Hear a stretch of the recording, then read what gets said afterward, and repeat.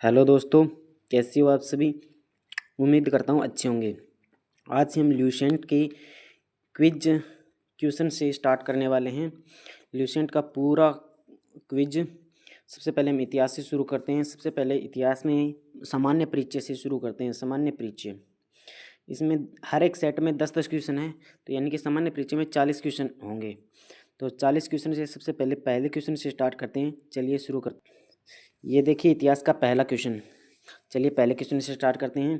पहला क्वेश्चन है, इतिहास के तहत अध्ययन किया जाता है। किसका अध्ययन किया जाता है? अतीत का अध्ययन किया जाता है। नेक्स्ट क्वेश्चन, प्रथम यूनानी इतिहासकार कौन था? पहला यूनानी इतिहासकार था हेरोडोटस। निम्नलिखित में से किसने स्पष्टतः कहा कि इतिहास के समस्त निष्कर्ष युक्ति संगत साक्ष्यों पर आधारित है? ये कहा था थियोडिसिस ने। अगला क्वेश्चन, द हिस्ट्री के रचनाकार कौन है? हिस्ट्री के रचनाकार है हेरोडोटस। इसके रचनाकार है Herodotus. The father of history, father of history किसे कहा जाता है? फादर ऑफ हिस्ट्री कहा जाता है हेरोडोटस को। इतिहास अपने को दोहराता है, यह कथन किसका है? इतिहास अपने को दोहराता है, यह कथन है कार्ल मार्क्स का। इतिहास अपने को दोहराता है, यह कथन है कार्ल मार्क्स का। हम इतिहास से ये सीखते हैं कि आदमी इतिहास से कुछ नहीं सीखता, ये कथन किसका है? कि आदमी इतिहास से कुछ नहीं सीखता, ये कथन है हीगेल का। ये किसका कथन है? ये कथन है हीगेल का।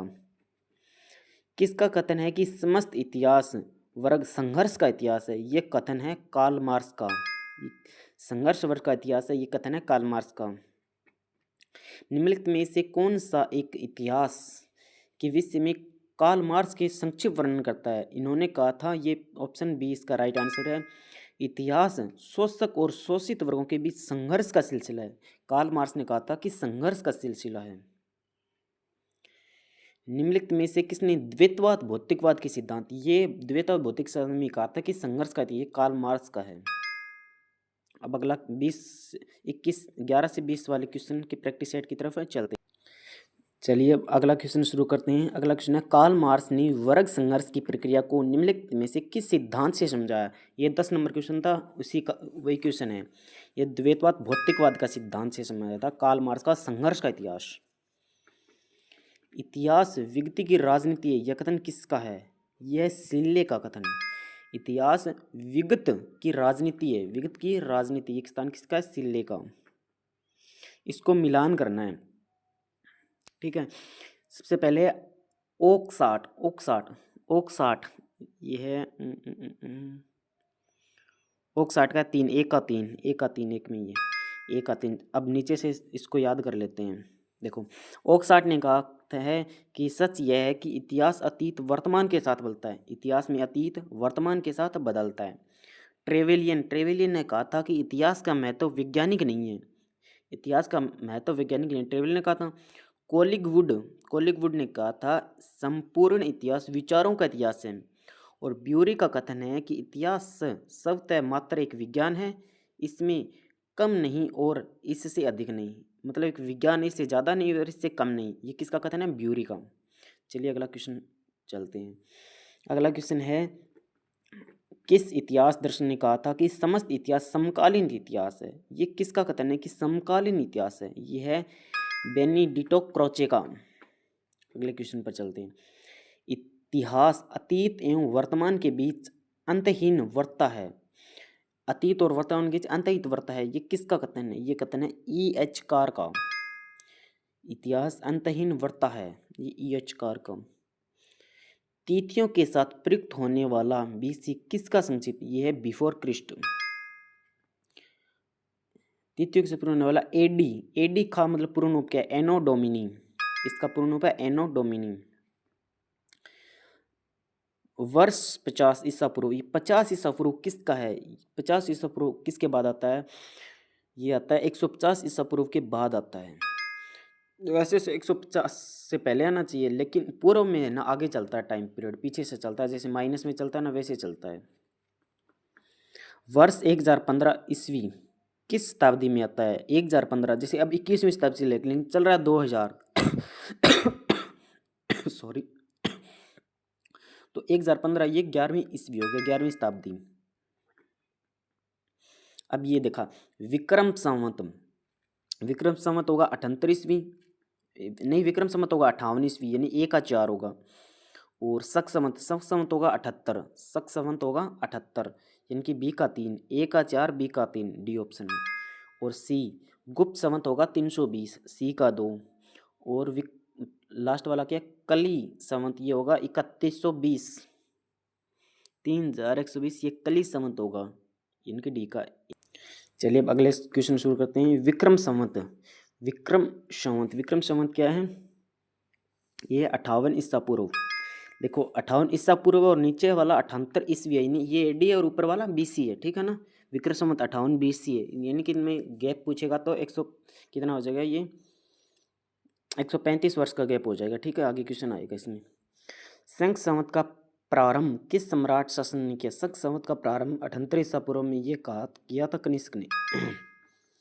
भारत में नेशनल कैलेंडर शक संवत से चलाया गया, नेशनल कैलेंडर अपना। गुप्त संवत 319 ईस्वी को प्रारंभ करने का श्रेय किसे जाता है, ये चंद्रगुप्त फर्स्ट को जाता है। चंद्रगुप्त प्रथम ने गुप्त संवत का प्रारंभ किसके उपलक्ष्य में, अपने राजरोहण के उपलक्ष्य में किया था, अपने राजरोहण के स्मारक के रूप में। कौन सा इसमें सही है, इसमें पहला विक्रम संवत 58, विक्रम संवत 58 ईसा पूर्व, शंख संवत 78 ईस्वी में, और गुप्त संवत 319 ईस्वी से प्रारंभ हुआ। 1, 2, 3 तीनों सही है, चौथे वाला गलत है कि मुसलमान 1206 से कुतुबुद्दीन ऐबक के साथ स्टार्ट हुआ था, 1206 में ऐबक के साथ स्टार्ट हुआ था। हर्षवर्धन ने 606 ईस्वी में हर्ष संवत की स्थापना किसके उपलक्ष्य में की थी, इन्होंने भी इसका अपने राजरोहण के उपलक्ष्य में की थी। निम्नलिखित में से वह कौन सा संवत है जो कलचुरियों द्वारा प्रयुक्त की जाने वाली कलचुरी संवत भी है, कलचुरी संवत, यह त्रिकूट संवत को कलचुरी संवत कहते हैं, त्रिकूट संवत है ये। चालुक्य विक्रम संवत का प्रचलन किसने किया, विक्रम संवत का विक्रमादित्य 4 ने। निम्नलिखित में से किसे एक नए संवत चलाने का यश भी प्राप्त है, नए संवत चलाने का यश किसे प्राप्त है, लक्ष्मण सेन को। चलिए अब अगला क्वेश्चन 31 नंबर क्वेश्चन, लास्ट के 10 क्वेश्चन बाकी हैं अभी। निम्नलिखित में कौन सा वर्ष दिसंबर 2009 में शंख संवत का वर्ष होगा। शक संवत यानी कि 58 ईसा पूर्व से चलता आ रहा है, लेकिन इसमें से 58 घटाना होगा अपने को। इसमें से 58 माइनस करेंगे तो आएगा ये, नहीं शक संवत 78 में है तो 78 माइनस करना पड़ेगा इसमें से। 2070 को विक्रम संवत यानी 58 ईसा पूर्व, इसमें से 58 घटाना पड़ेगा, 270 में से 58 घटाएंगे तो 213 ईस्वी। विक्रम संवत और शक संवत के बीच में कितने वर्ष का अंतर होता है, 58 ईसा पूर्व था और 78 ईस्वी था, तो दोनों का अंतर देखेंगे, 58 वो हो गया और 78 वो हो गया, तो 135, 57 था, 57 प्लस 78। पुलकेशिन फर्स्ट का बादामी शिलालेख एक शक 465 का दिनांक है, यह इसी विक्रम संवत में यह 600, पुलकेशिन 600। कैलेंडर विक्रम 263 लिखा हुआ है, तो ये शंख संवत क्या होगा, इसका शक संवत क्या होगा, 78 घटाना होगा इसमें से। विक्रम संवत 135 घटाना होगा इसमें से, 135 घटाएंगे तो क्या बचेगा 1928।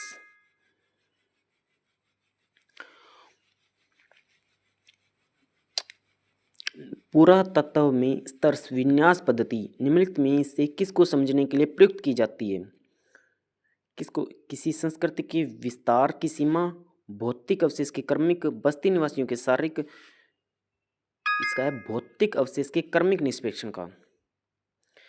कार्बन 14 तिथि निर्धारण पद्धति का विकास किया गया, किसने इसका विकास, इसका किया विलियर्ड लिबी ने।